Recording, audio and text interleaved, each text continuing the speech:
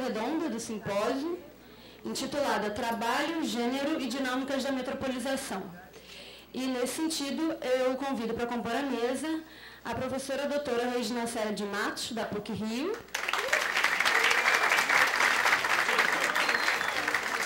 o professor doutor Rui Moreira, da UERJ, FSP, e o professor doutor Ivaldo Lima, da UF.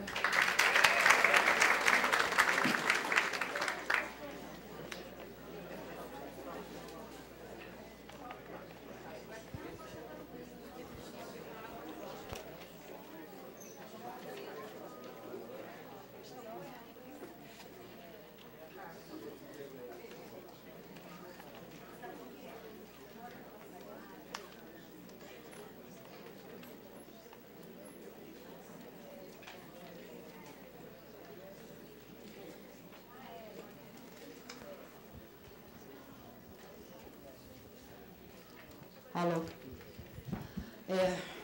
Boa tarde.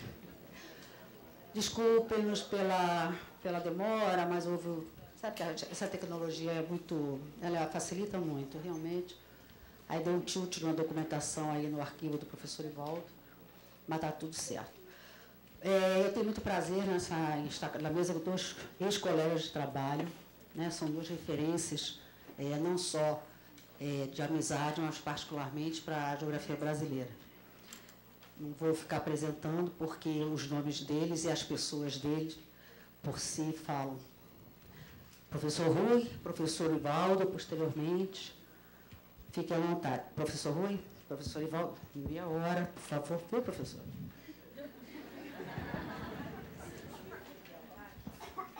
Boa tarde. É assustador quando a Regina diz meia hora. Mas eu queria agradecer, Regina, a você, ao João, ao Álvaro, pelo convite. Esse privilégio de dividir a mesa com vocês dois, com tanta gente bonita e importante. Vou começar pela mesa. Estou me referindo, claro, à Regina e ao Ivo. E vocês vão me permitir fazer uma transversal no tempo.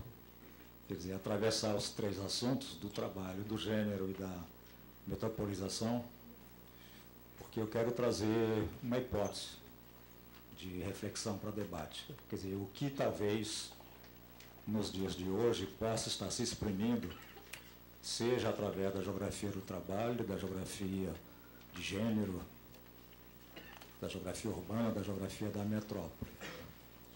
Meu pressuposto é que, obviamente, o capitalismo dos dias de hoje não é mais o do passado, mas isso aí é do processo da história. Mas o que eu quero é estabelecer um certo clareamento do que possivelmente seria o conteúdo do capitalismo dos dias de hoje.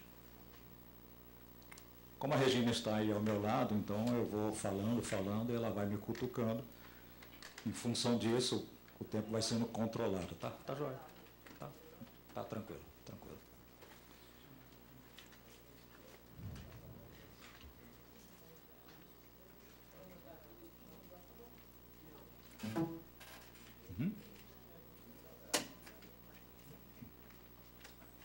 Eu parto da seguinte ideia. Talvez a característica mais importante do nosso tempo seja a urbanização. Mais de metade da população mundial vive hoje em cidades. Aí uma questão teórica, da qual, como gato malandro, eu vou fugir, que é o que então seria cidade e urbano nos nossos discursos de urbanização. Dizer que a maioria da população mundial hoje vive em cidades, o que quer dizer que a urbanização é talvez a característica central do nosso tempo, é pedir que digamos o que é a cidade em cada contexto de lugar. Não é tão fácil, a começar pelo Brasil. E então o que é urbano? Menos fácil ainda, sobretudo depois que Lefebvre, tão citado entre nós, há pouco isso aconteceu, nos chamou a atenção para essa distinção. Cidade é uma coisa, urbano é outra. A cidade, de certo modo, vem acompanhando a Revolução Burguesa. o urbano só vem através de uma revolução popular. Seja isto que for a revolução popular. De qualquer maneira, o urbano não vem junto com a cidade, trazida pela revolução burguesa. De preferência, a burguesia busca evitá-lo ao urbano. Uma boa pergunta é, então, o que seria essa urbanização nos dias de hoje? À margem do que seria a cidade e do que seria o urbano. Duas outras características se somam a esta primeira. A primeira é o que, para fim de toca de conversa entre nós, eu chamaria de uma diversificação dos sujeitos. E uma segunda, totalizando as três, eu diria a hegemonia do rentismo. O rentismo como sendo o conteúdo em si do capitalismo do momento presente, que vai, então, interagir com a diversificação dos sujeitos.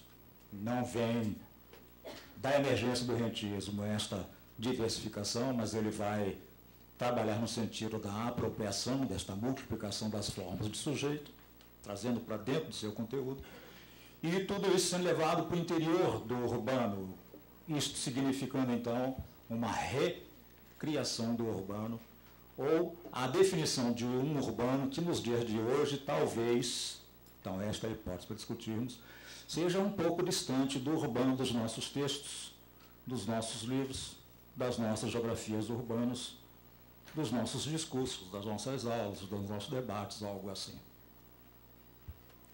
Eu vou começar pela diversificação dos sujeitos, partindo do pressuposto de que a década de 70 é o salto do gato. Quer dizer, até os anos 70, é como se tudo ficasse reduzido a um sujeito, ou a um sujeito base, chave. O restante sendo sujeitos em termos de embrião. Então, a mulher não seria ainda um sujeito, o negro não seria ainda um sujeito, o índio não seria ainda um sujeito, o homossexual não seria ainda um sujeito. E eles, então, esses sujeitos todos, para saírem do seu estado embrionário e conquistarem algum ganho, necessitam estabelecer uma certa relação de aliança com o sujeito, então, apresentado e organizado na condição de um sujeito de ação, contextual, conjuntural. Estou me referindo à classe operária. Daí que lutas sociais até os anos 70 sejam chamadas de lutas de classes, e a partir de então, nem tanto. O termo sendo substituído por movimentos sociais. Não temos discutido muito os conceitos. Então, os movimentos sociais teriam substituído as lutas de classes, quer dizer, não haveria mais lutas de classes, ou continuaria a existir lutas de classes, só que numa contextualidade mais pluralizada, não de classes, mas de sujeitos, aí se descolando, de certo modo, o que é sujeito, o que é classe social. Isto tudo já indicando uma mudança enorme de trajetória. Por isto, necessitando se estabelecer uma rotulação distinta, uma nominação distinta para a forma das lutas sociais que passam a existir dos anos 70 para cá. Toda vez que a luta operária se dava, a pauta era gigantesca, porque ali, junto ao programa da classe operária, contemplava-se a questão da liberdade de imprensa, a liberdade do pensamento religioso, o direito emancipatório das mulheres, a condenação da discriminação aos negros, aos índios e assim sucessivamente. Mas era a cara da classe operária que aparecia, dando então a sua face própria ao programa, a ponto então de dizer-se: estamos numa sociedade em que a classe operária é o sujeito da história. Ela é a portadora de um projeto de mudança de sociedade, porque ela é que porta a possibilidade de pensarmos uma sociedade nova e não só pensarmos, nos oferecendo já um perfil de que sociedade nova seria esta. Então, o socialismo e a organização do socialismo com base numa classe operária chegada ao poder através de um processo revolucionário. Uma questão importante aí é que não se nominava nas designações utilizadas a possibilidade de ver-se, mesmo que em termos de embrião, esta multiplicidade de sujeitos. Porque quando se saía do sujeito classe operária e pensava-se para além de um, o que havia era o surgimento de mais um segundo. Então era o operariado e o campesinato. Também o campesinato se portando como um componente complementar, aliando-se à classe operária, que então era a vanguarda do movimento e assim sucessivamente.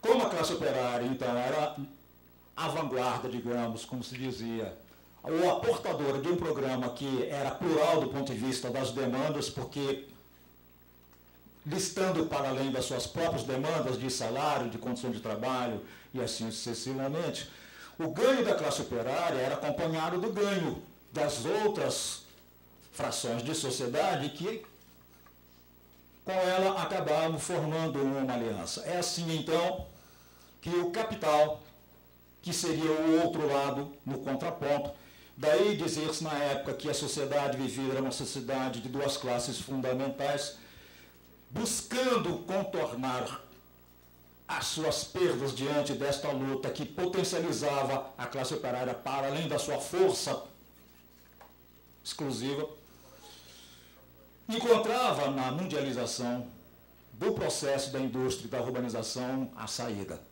Um desenvolvimento tecnológico de escala cada vez mais mundial, uma relação internacional da acumulação do capital, a incorporação de outras áreas ao processo acumulativo, uma história que nós conhecemos, só estou fazendo aí o painelão para nós percebermos o seguinte.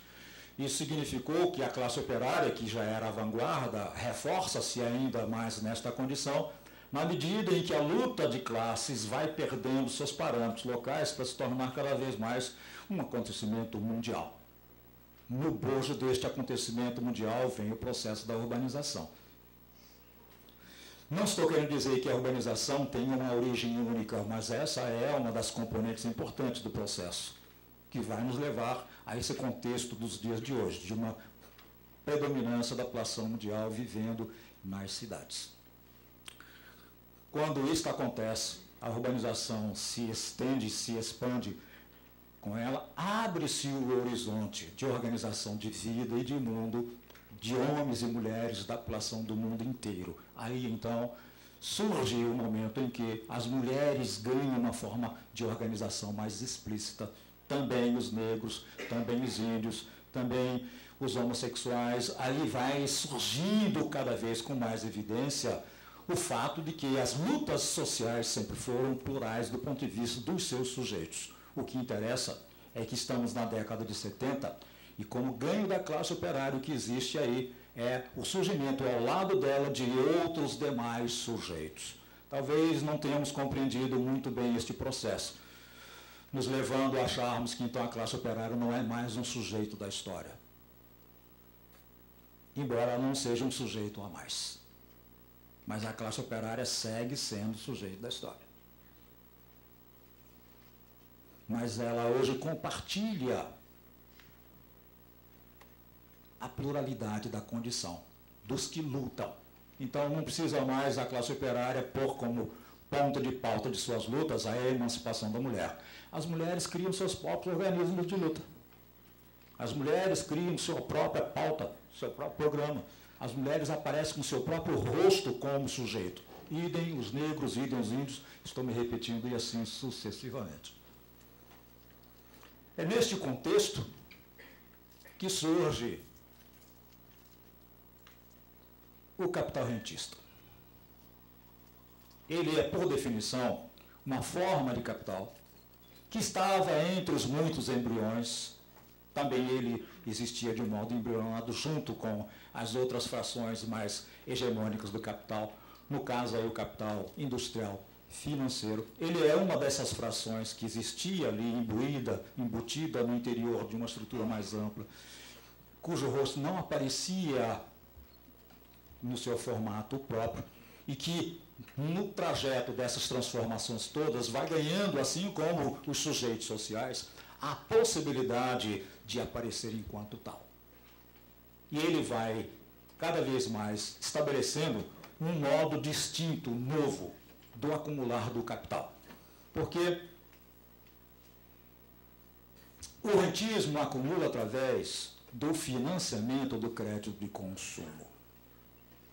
Ele não acumula-se através de organizar o processo de trabalho como produtor de excedente. Ele parte do suposto de que existe uma multiplicidade de possíveis excedentes e vai trabalhando no sentido de assim torná-los. Por exemplo, nunca que para o capital industrial o nosso próprio salário seria visto ou poderia ser visto como uma forma de excedente.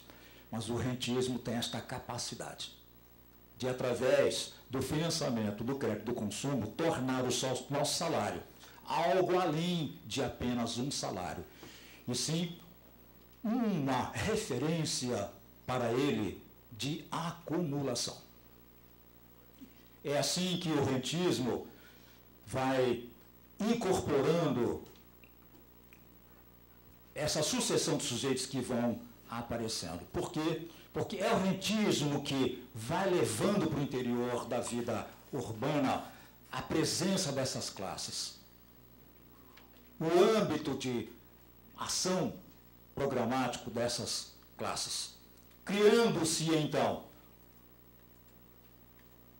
para cada um desses segmentos, junto à pauta deles, um certo discurso de ideologização do consumo. O consumo não é uma invenção do rentismo. O capital industrial e financeiro já vinha desenvolvendo o processo do consumo. Nós sabemos que a sociedade de massas é um produto ou um subproduto do Fordismo.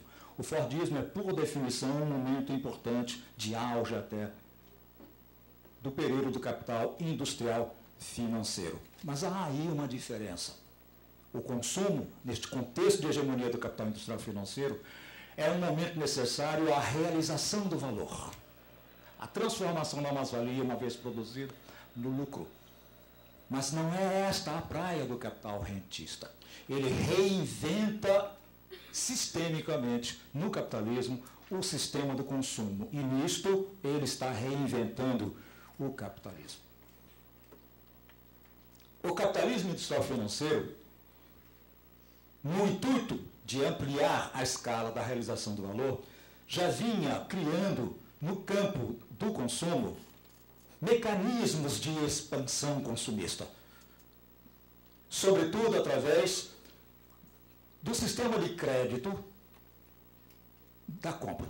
Compra-se um determinado bem e leva-se 24 meses para fazer-se o seu pagamento. 24 meses, 36 meses, isso é uma invenção ainda do capital industrial financeiro. O que faz o rentismo? Se põe por trás disto. Se põe por trás. Ao invés de simplesmente organizar um processo de venda, dividindo o pagamento da venda em certo número de prestações, ele se antecipa e oferece o dinheiro para a realização disto.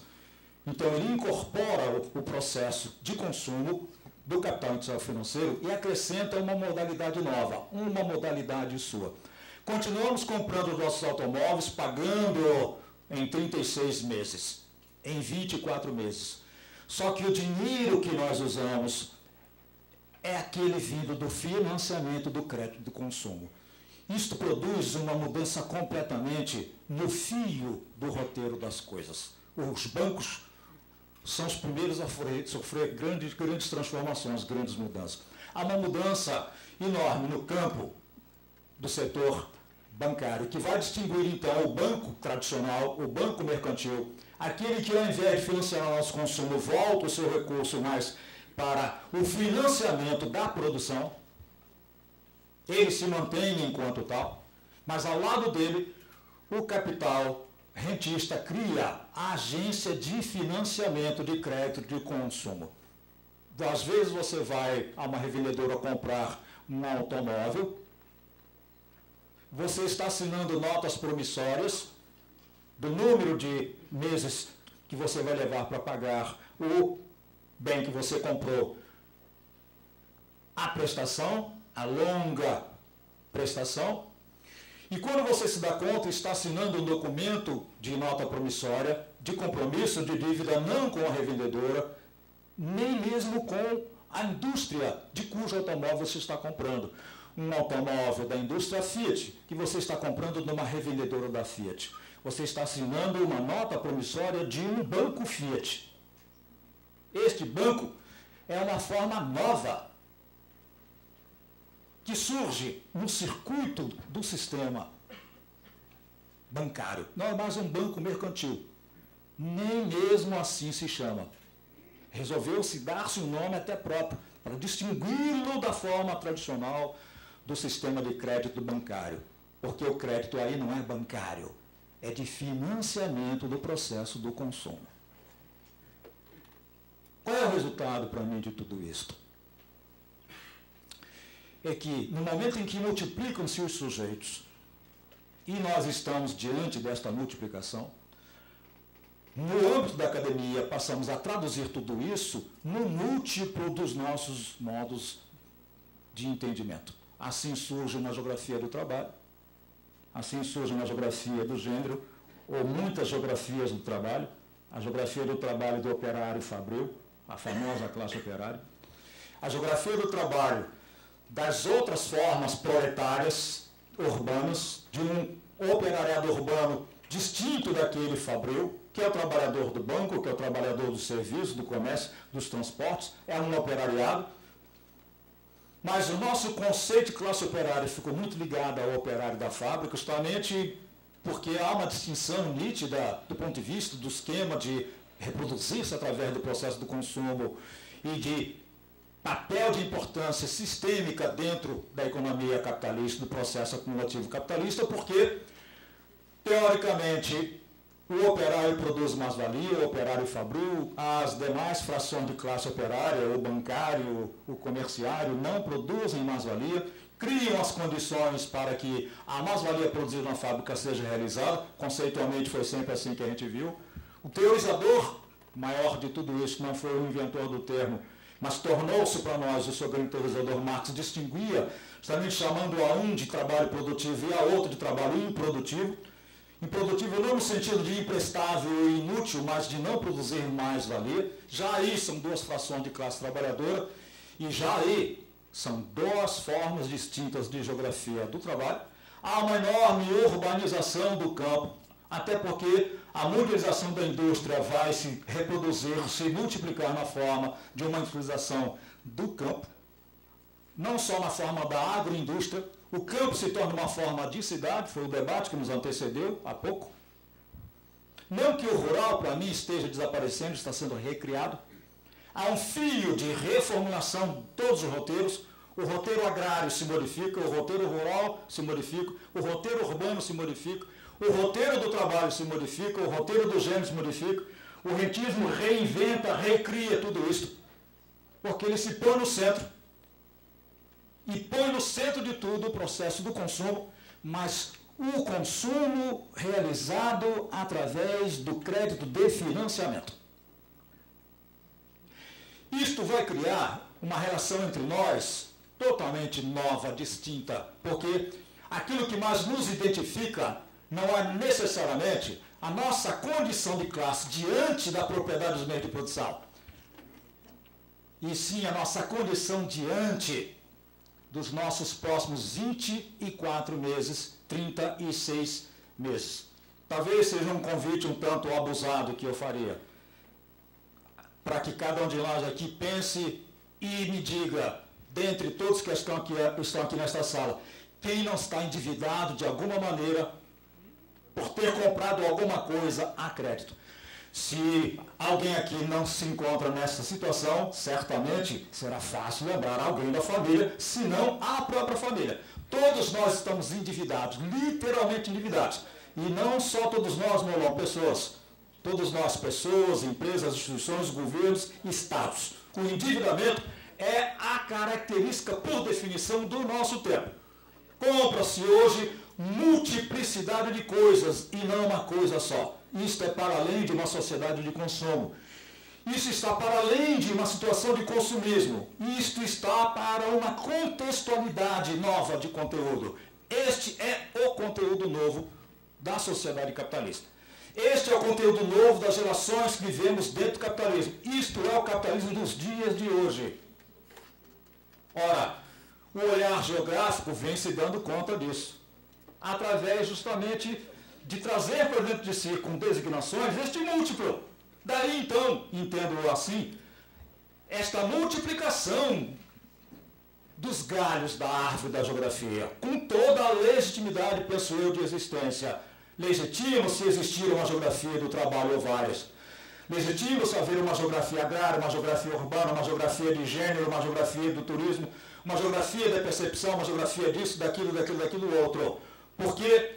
Porque o mundo tornou-se mais complexo, tornou-se mais múltiplo, mais complicado, menos imediato.